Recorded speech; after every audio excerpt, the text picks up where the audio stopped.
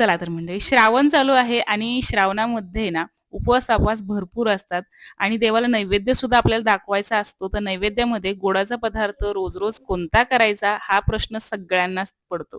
तर आहे ना, आज मस्त गोडाचा पदार्थ करतोय.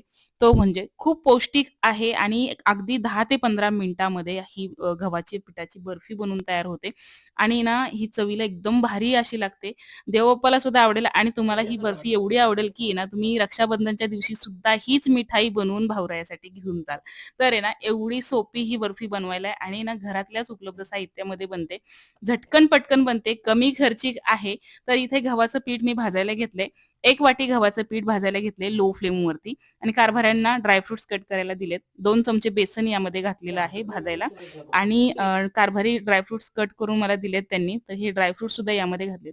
पिठाला थोडासा तांबूस रंग आला की ड्राय घालायचेत आणि यामध्ये साजूक तूप सुद्धा घालायचे.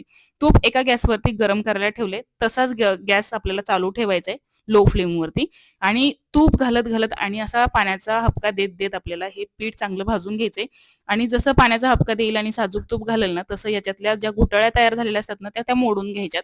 तर हे असं केल्यामुळे काय होतं, तर ही बर्फी ना मस्त ठुकठुकीत बनते, खुसखुशीत बनते आणि थोडासा क्रंच सुद्धा या मिठाईला येतो.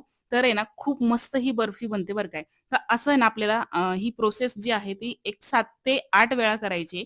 म्हणजे काय होईल तर ही बर्फी खूप मस्त बनते आणि ना ह्या बर्फीचं हे मिश्रण आहे ना, हे भाजलंय आणि हे पूर्णपणे तयार आहे हे कसं कळतं, तर याला खूप मस्त असा तांबूस रंग येतो आणि सुगंध सुद्धा खूप छान सुटायला लागतो.